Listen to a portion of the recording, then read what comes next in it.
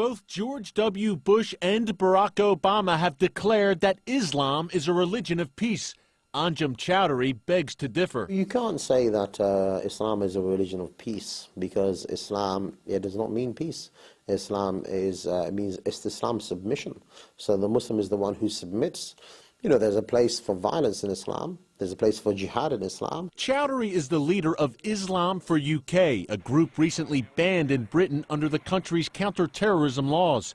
He wants Islamic Sharia law to rule the United Kingdom and is working to make that dream a reality. He's seen here converting a 10-year-old British boy to Islam.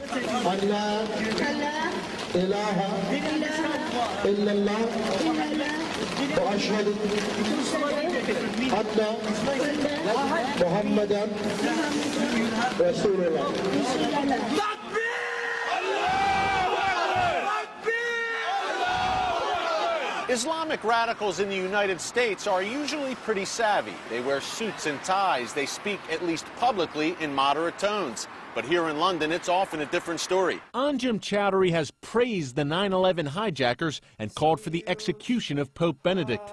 Chowdhury told CBN News his group is a non-violent political and ideological movement that resides in the UK under a covenant of security.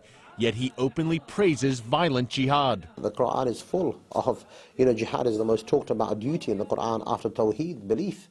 Nothing else is mentioned more than the topic of fighting. Several former members of Chowdhury's group have been arrested on terrorism charges. A very significant number of former al-Muhajirun people were involved in terrorist plots against this country. A number of people have actually gone to Afghanistan, joined the Taliban, and died fighting for the Taliban. Chowdhury refuses to condemn acts of terror, including 9/11 and the July 7, 2005 London bombings, which killed 52 people. What were your thoughts on the 7/7 bombings? Did you condemn them? Did you support them? For the people who carried it out, it was legitimate. If you look at the will of Muhammad Siddiq Khan and Shajaraat Tanveer, they will justify it, and they will bring many verses from the Quran and many statements to say that that's the Islamic argument. And it's a difficult Islamic argument to refute, and there are many scholars who support that argument as well. Chowdhury says his group is merely following core Islamic teachings. He says Islam is much more than a religion. This particular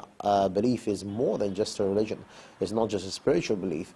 It is in fact an ideology which you believe in and you struggle for and you're willing even to die for, because you believe in that. That is your whole life. He seems to relish being called Great Britain's most hated man, pledging to continue his rallies, calling for the overthrow of the British system. Eric Stakelbeck, CBN News, London. Eric is with us now. And Eric, how does Chowdhury's opinions, or how do his opinions differ from what would be considered the more moderate Muslim? Well, Pat, one word: honesty. Anjem Chowdhury tells you exactly what he thinks, exactly what he feels. He wants Islamic Sharia law, he supports jihad, and he doesn't like Christians and Jews. And he'll tell you that to your face, Pat. It's a lot different than here in the U.S. You know, I've interviewed so many Muslim leaders, supposedly moderate Muslim leaders here in the U.S., who tell me one thing on camera, but behind the scenes, when they're talking to fellow Muslims, they say quite another thing. It's the old Yasser Arafat rule, Pat. Say one thing to a Western audience, another thing to a Muslim audience. I think our viewers should consider this interview with Anjem Chowdhury an education. He is telling you exactly what they really believe, and we need to prepare for it. How do you think George Bush and our current president got so snookered? Maybe our president isn't snookered. Maybe he's a crypto-Muslim. I don't know. What do you think? You know, Pat, it's tough to say. I think honestly, there's just an ignorance about Islam. If you look back to the Cold War, you look back to the 1980s, Ronald Reagan was a guy who devoured everything he could get his hands on about communism, Marxism, Stalinism, the Soviet Union. He knew the enemy. I think our political leaders today, Pat, on both sides of the aisle are completely ignorant about Islam. We had a Democratic leader just 3 years ago who didn't know the difference between Shia and Sunni. And this was a guy sitting on an Intel committee, Pat. So there's ignorance across the board.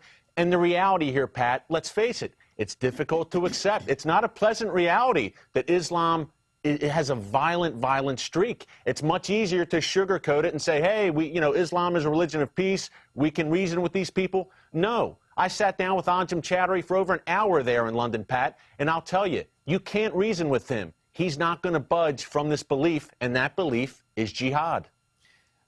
What do you think about political correctness? Have the American people been so seduced by political correctness that they refuse it? We won't even mention Islam now in official proclamations. Political correctness, Pat, could end up being the death of us. I think political correctness right now is killing Europe.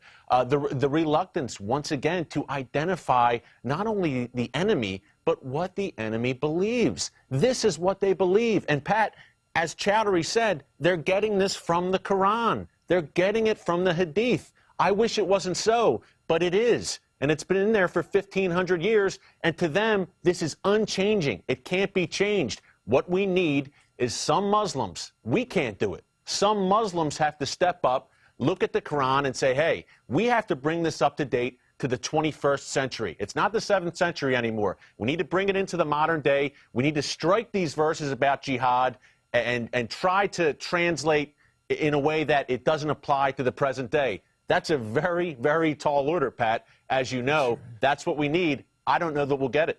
Eric, I don't think we will either, but it looks like this violent confrontation is coming up all around the world, and there's no escaping. We've just got to be strong and fight these things where we can. But Eric Stakelbeck, great work. Keep it up. We appreciate you, brother. Thank you, Pat.